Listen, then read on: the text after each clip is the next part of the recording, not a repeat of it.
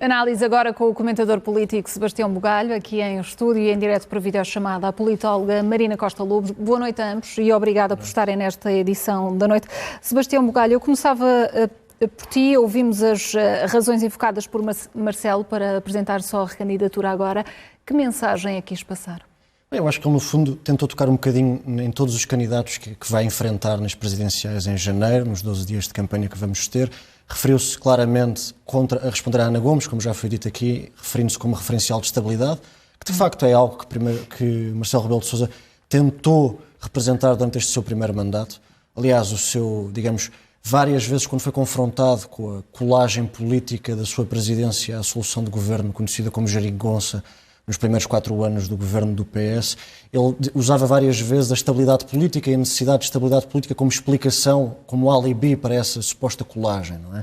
E a saída do procedimento por déficit excessivo, que ele também referiu no seu discurso de anúncio de recandidatura, também respondeu a André Ventura, ou de certo modo referiu-se a ele, apresentando-se como um candidato contra os iliberais, não é? Que é algo que André Ventura manifestamente é.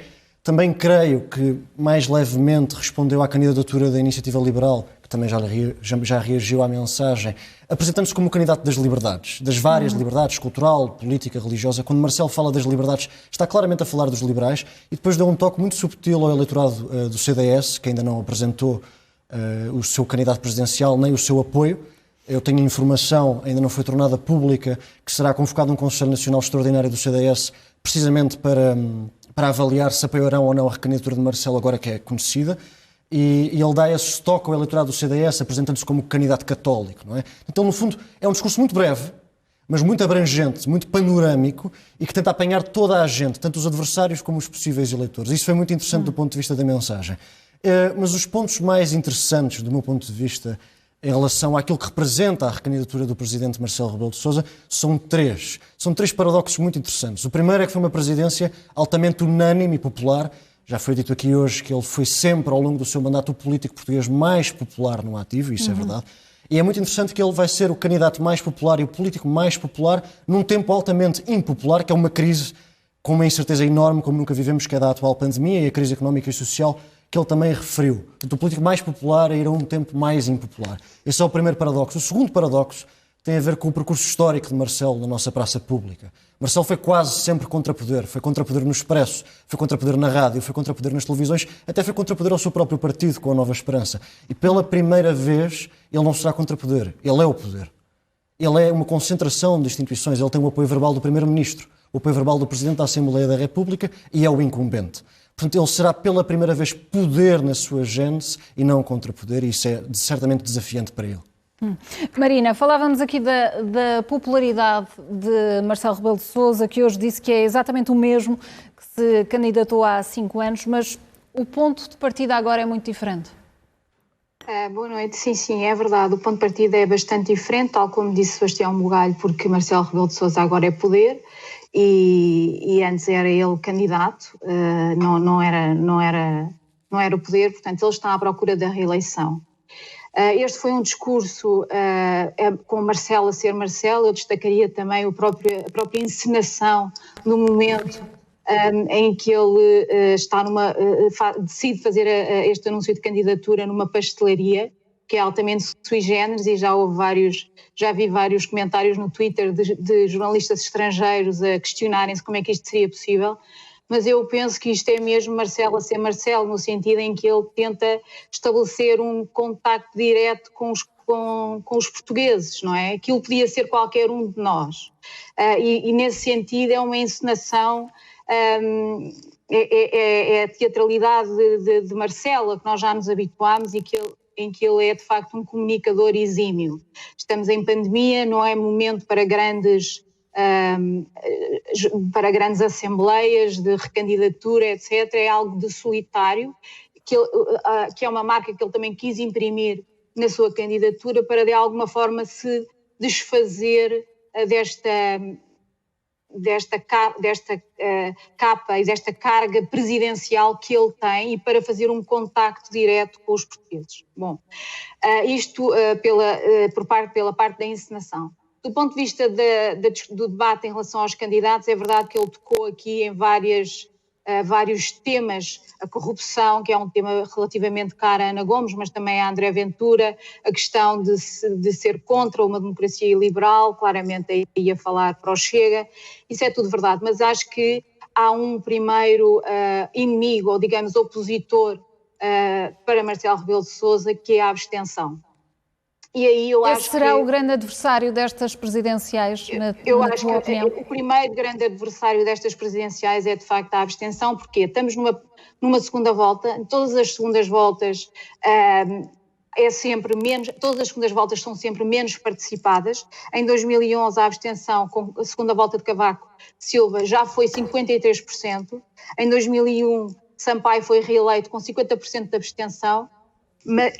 Soares, em 91, foi reeleito com 37% apenas de abstenção. Portanto, isto é uma espiral que vai em crescimento e que Marcelo claramente pensava chegar aqui e ser um passeio, como disse Ricardo Costa há umas horas na SIC Notícias, também do ponto de vista da abstenção. Aqui, claramente, um enorme desafio para Marcelo, que pensaria eventualmente chegar a este ato eleitoral, podendo se calhar ultrapassar os 70% de reeleição de Mário Soares, e eu acho que a fasquia que nós temos aqui é de saber se consegue uma reeleição com uma abstenção abaixo dos 50%, ou certamente abaixo daquilo que aconteceu com Cavaco Silva. Não vai ser fácil por causa da pandemia. Obviamente que a pandemia desmobiliza, ao contrário do que, por exemplo, o Governo, li recentemente uma notícia em que o Governo, um órgão oficial do Governo dizia que estavam a fazer todos os possíveis para que houvesse, de facto, participação eleitoral plena no ato eleitoral. Mas a verdade é que os relatórios de ONGs internacionais mostram que, em geral, a participação eleitoral tem baixado com a pandemia. E nós, no contexto político que temos, em que temos um vencedor à partida, ainda mais temos esse desafio.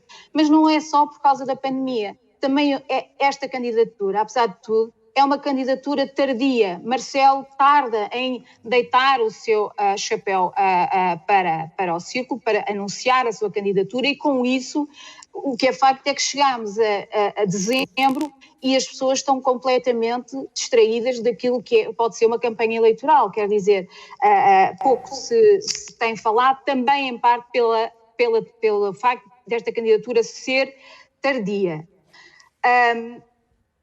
Portanto, acho que este é o primeiro desafio. Mas há outros, e eu acho que o que é que vai ser aqui muito importante? Saber, portanto, nós sabemos que esta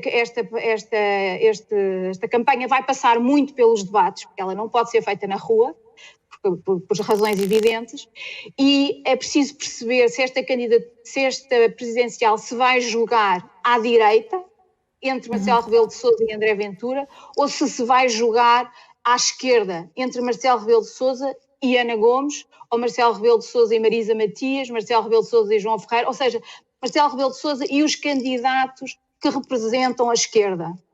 Isso é muito, muito importante para o evoluir da campanha e o evoluir das sondagens e o voto, parece-me a mim, porque não creio que creio que o primeiro lugar esteja absolutamente definido, e acho que é muito improvável que haja uma segunda volta, tendo em conta as sondagens que nós temos, mas não creio que esteja já definido os seguintes lugares, e isso é muito importante para o nosso contexto político que aí vem, porque esta eleição realmente vai ser uma eleição bastante importante para perceber qual o peso relativo de André Ventura e também que importância tem a candidatura de Ana Gomes e que consequências é que isso tem para a estabilidade da liderança de António Costa. Marina, e já voltamos à conversa até para percebermos as dificuldades que se colocam às sondagens neste momento, mas para já, Sebastião Bugalho, o adiar deste anúncio de recandidatura, que já era previsível, foi ou não benéfico? E também quais é que são os maiores desafios, as maiores exigências do próximo mandato? Bem, eu diria que foi evidentemente benéfico para Marcelo Rebelo de Sousa por uma razão simples. Enquanto não apresentou a sua candidatura, continua presidente. Portanto, ele não se despiu da sua autoridade presidencial e foi por isso que foi adiando, além das justificações que, do ponto de vista das tomadas de posição política que teve que assumir por causa da pandemia, é uma explicação que me parece legítima, mas também me parece evidente que é justo fazer uma leitura política que o Presidente não se quis despir do seu fato de Presidente e pôr-se logo dentro do fato de macaco de candidato, não é? Até porque, como a Marina... Ficava limitado nas decisões. Ficava limitado e por uma razão simples, ficava igual aos outros todos. Assim continuou Presidente, continuou excepcional, manteve a sua autoridade. Então, é evidentemente que isso teve algum peso e ainda por cima, repare, a mim parece-me também claro, digamos, entendendo as razões do Presidente, parece-me igualmente claro que alguém que usou durante os 5 anos de mandato a estabilidade política como o seu principal referencial deveria ter entendido que também significaria estabilidade política assumir uma candidatura um bocadinho mais cedo para transmitir às pessoas, e foi algo que Marcelo fez muito bem ao longo dos 5 anos, foi transmitir às pessoas que estava lá com elas. Isso aconteceu nos incêndios, aconteceu em Borba, aconteceu em Pedrógão, aconteceu nos incêndios em Leiria. Portanto, essa relação com o povo, que é capaz de ser a coisa mais importante na cabeça do Presidente da República do seu primeiro mandato, é a ligação com o povo. Isso acho que também já foi dito aqui na SIC hoje. Eu acho que alguém que, por entendimento e respeito dessa ligação ao povo, poderia ter dado esse sinal um bocadinho mais cedo em prol da estabilidade política e em prol dessa relação. Em relação aos desafios do seu segundo mandato, a mim parecem essencialmente 2. O primeiro é a devolução da dignidade ao Estado. O Estado, nos últimos 5 anos, seja por tragédias que não podia prever, seja pelas evidentes dificuldades que a pandemia veio expor, e isso não veio só expor em Portugal, mas também veio expor em Portugal, creio que a preservação da dignidade do Estado para um chefe de Estado será um desafio enorme. E para Marcelo, estas eleições, a Marina Costa Lobo estava há pouco a referir-se ao facto de ser muito importante percebermos se estas presidenciais serão jogadas à direita e à esquerda, e ainda não sabemos isso, é um facto, e isso será muito importante, até porque não são as únicas eleições que serão disputadas no próximo ano, também vêm aí autárquicas, e avaliar o peso de Ventura nas presidenciais significa também avaliar o futuro peso do Chega nas autárquicas, que poderá revelar-se uma surpresa, como nos Açores também foi. Mas eu acho que há uma coisa que nós já sabemos sobre esta campanha presidencial, é que, de certo modo, Marcelo, por concentrar aquelas instituições que o apoiam, ou aquelas figuras institucionais que o apoiam, desde o Presidente da Assembleia da República ao Primeiro-Ministro, pelo menos verbalmente e indiretamente, aquilo que sabemos é que Marcelo representa, aos olhos das pessoas, o regime. E tanto André Ventura, como Ana Gomes, quanto o candidato da Iniciativa Liberal, quanto o PCP, quanto o Bloco de Esquerda, são críticos desse regime. Não é? Claro que regime tem muitas leituras, mas é muito interessante, e esse é o terceiro paradoxo que eu te queria falar há pouco, é muito interessante que seja este homem a representar a Terceira República, não é? A representar a República que sai do 25 de Abril, e não é por acaso que ele diz no discurso que foi fundador desta República, porque ele é constituinte, não é? Ele fala muito desse seu papel em relação à Assembleia Constituinte, ele foi deputado na Constituinte, mas é muito irónico que um homem, eu acho que, e para terminar, Marcelo Rebelo de Sousa é o político no ativo que mais representa o cruzar dos tempos, porque ele, a brincar, já está aqui há muito tempo, conhece muito bem a nossa história, e as suas origens familiares, as suas origens políticas, significa que é muito irónico no bom sentido. Que Marcelo venha representar a Terceira República, seja um filho da Segunda República, isso nós vimos ao longo do seu mandato. Repara como as referências políticas de Marcelo, cada vez que havia uma polémica do governo, não eram do atual regime, eram do regime anterior. Quando houve o caso do nepotismo no governo, a referência de Marcelo foi Craveiro Lopes. Quando houve o caso de Centeno ir para o Banco de Portugal, o exemplo que Marcelo deu vinha do Estado Novo. Então é muito curioso que um homem que representa este cruzar de tempo e este cruzar de regimes e tem estas referências todas intemporais, venha nestas eleições presidenciais representar a Terceira República, quando ele não representa só a Terceira República. Isso será muito interessante ver como é que ele se esquiva disso em debate com André Ventura e Ana Gomes. Marina Costa Lobo, em relação à avaliação e à percepção de quem vota em quem, assim que o Expresso apresenta uma nova sondagem na próxima sexta-feira, mas com base na anterior, se olharmos para a anterior, Marcelo Rebelo de Sousa alcançava os 65%, Ana Gomes 12%, André Ventura 8%. No caso do Chega e de André Ventura, por não haver histórico, será mais difícil, há mais dificuldades em fazer este tipo de análise, este tipo de estudos? Sim, é mais... quer dizer, nós temos estudos que indicam, que perguntam a intenção de voto, e, por exemplo, nas legislativas de 2019, estive a ver esses dados há pouco tempo, e aqueles que indicaram que votaram André Ventura, perguntámos em quem é que votou em 2015, e estão relativamente dispersos pela abstenção, naturalmente vêm do PSD e do CDS, mas também alguns que votaram à esquerda. O que é que acontece? Nesse inquérito temos muito poucos inquiridos que dizem que votaram no Chega, porque este inquérito foi feito em outubro de 2019. Já para se fazer a sondagem à boca das urnas é verdade, e as sondagens que agora fazemos, estas aqui do ICS e ISCTE, também é difícil perceber quem é que são os eleitores de André Ventura, porque não há, de facto, um histórico, não é? Porque não foi eleito em 2015 e por estas razões que eu já disse. E depois, na sondagem à boca das urnas, é também complicado porque não se tem nenhum historial do passado de votação no Chega numa eleição anterior. E, portanto, há aqui uma incógnita. E também me parece que a abstenção poderá afetar os candidatos diferenciadamente. Talvez isso tenha que se perceber melhor, mas é preciso ver até que ponto é que a insatisfação com o regime gera mobilização. Isso é algo que vai ser, para o qual a campanha vai ter bastante importância, para se perceber em quem é que vale a pena ir votar. Certamente, aí os candidatos que não, Marcelo Rebelo de Sousa, mas também os outros candidatos, têm que se esforçar muito, e eu acho que os debates desta vez vão ser bastante importantes, porque não há outra forma de se compreender, não há muitos outros momentos para percebermos quem são os candidatos e, portanto, os debates vão realmente ser importantes nesta altura. Marina Costa Lobo. Isso sem dúvida, sem dúvida. Marina Costa Lobo, Sebastião Bugalho, obrigada a ambos pela análise nesta edição da noite. Boa noite.